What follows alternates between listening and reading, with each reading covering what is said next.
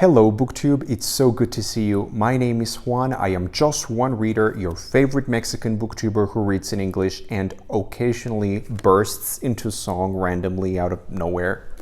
These are the books that I completed in the month of March. First up, I have Liberation Day by George Saunders. Let me tell you right away, just right off the bat, this is the best book that I have read in 2023 so far. I will be very, very surprised if by the end of the year, this is not one of my favorite books of the year. This is just spectacular.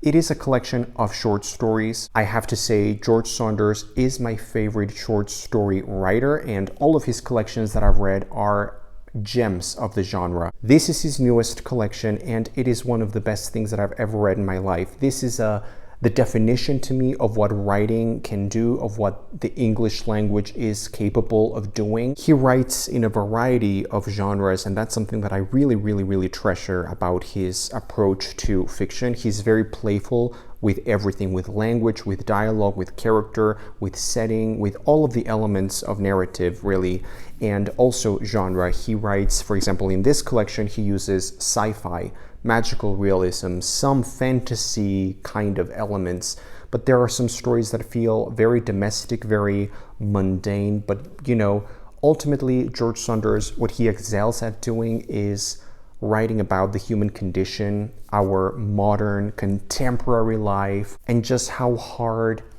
our existence can be in terms of dealing with ambivalence, the harsh moral questions and the harsh, awful injustice and all the realities that we live in, but also the joy and the simple pleasures of life. Also, what I adore about this book and all of his works really is you can't stop laughing. Even when reality can be very harsh, the way that he portrays it, this is a delightful book and you can't stop laughing.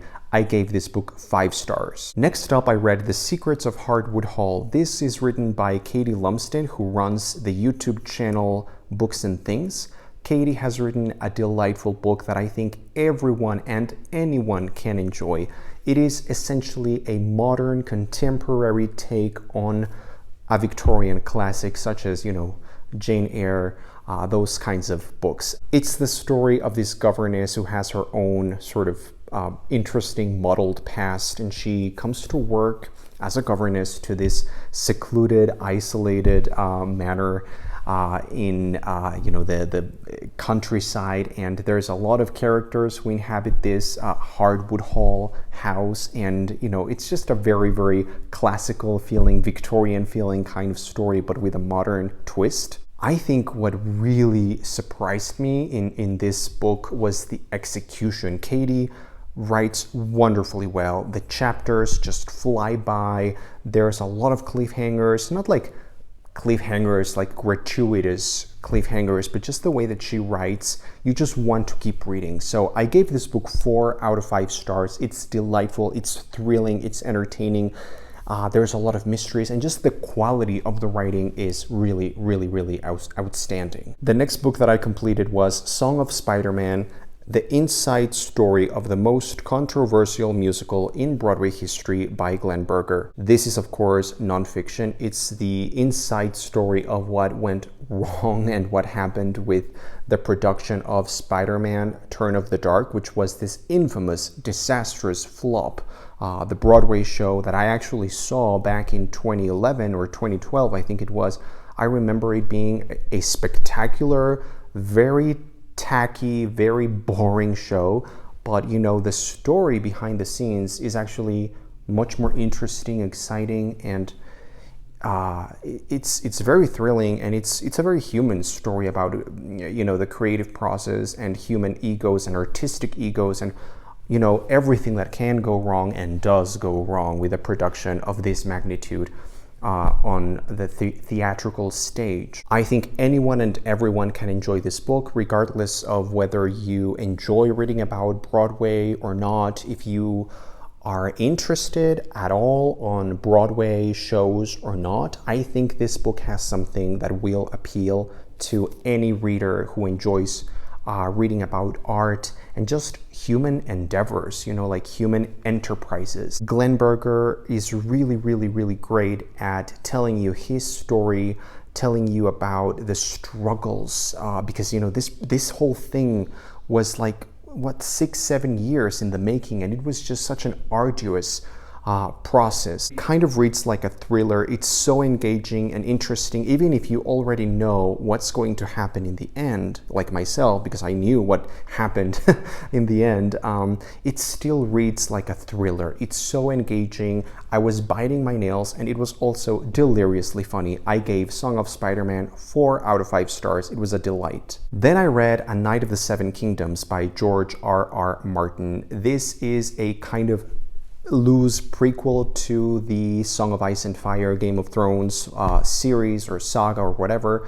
This is a collection of 3 short novellas following 2 characters, Sir Duncan the Tall, who is this like knight anyway, and his squire, this tiny little boy, Aegon Targaryen, also known as Egg. How can I put this nicely? I hated this book. This book was so unnecessary. It felt like chewing cardboard. It was completely devoid of interest, life, or taste. It was just very, very empty. And I know that personally I don't get along with George R.R. Martin. I just don't like his writing style. However, I did enjoy some of the books in the Song of Ice and Fire. I think I only read the first 3. And I don't like his writing style. I don't like the way that he executes anything. But at least in those books that I read in that series, there are some great moments and some great characters and some great world building. Here, all of those interesting elements that I had found so exciting and thrilling were just not there. I just thought this was like a watered down, uninteresting version of something that I'm not even interested in. This book was just not right for me. I know that a lot of people are probably throwing rocks at the screen right now because it's like blasphemy to say this, but George R.R. Martin is not a good writer. In my opinion, he doesn't know what to do with this. The dialogue is awful. The descriptions are awful. Everything feels sort of lifeless and pointless and repetitive and just like cardboard. So in the end, I was going to give this 1 star, but the illustrations by Gary Gianni are actually pretty incredible, and they were the only part that kept me going. I wish I hadn't read this book, and I wish I could deter many readers from doing it, but you know, some people will absolutely adore this book, and it's fine. I gave this 2 stars. And finally, the last book that I read this month was Harry Potter and the Goblet of Fire. Harry Potter and the Goblet of Fire. I just wanted to read something that would cleanse my palate from this disaster. So, you know, because I felt George R.R. Martin's prose was so devoid of life or interest, I just wanted to read something whimsical, incredibly well told. Like, you can say many things about J.K. Rowling's writing and her stories and anything. You can say anything about her, but you can't deny that her writing, well, maybe this is very personal, but I've always felt like her writing always feels lively. It always feels like it has a lot of charm, it has a lot of whimsy, it has a lot of life. It feels alive.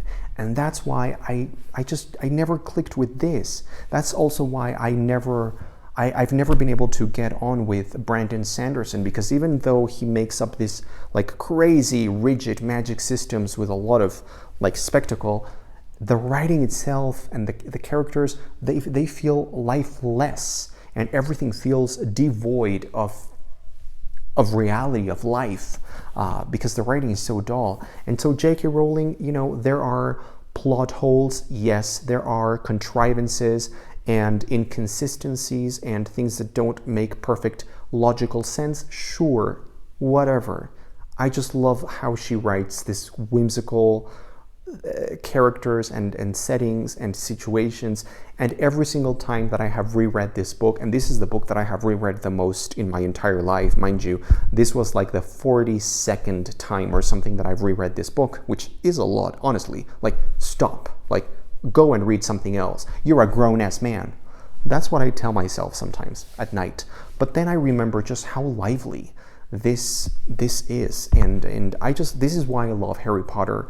Even though I've read it thousands of times, I just love coming back and feeling that immersion. So this is a 5-star book for me. It always is. It always has been. I hope it always is. So those are the books that I read in March. Please leave a comment down below if you want to, and let me know what you read in March. What was your favorite book that you read in March? What are you reading right now? I am currently reading Margaret Atwood's The Handmaid's Tale. It's kind of, I'm getting into it. I'm also reading Harry Potter and the Order of the Phoenix. I'm listening to Harry Potter and the Anxious Millennials, which is a podcast that you can find on YouTube as well. And I am reading a chapter of the Harry Potter and the Order of the Phoenix book, and then I'm listening to their review, or, you know, like their analysis of each chapter, and it's just great fun. And I am also reading Jade City by Fonda Lee. I have mixed feelings so far. I'm only on page like 200. I think that there are some great things and there are some really badly written things, but I'm getting there. Thanks for watching. I am just one reader. I will see you on the next video.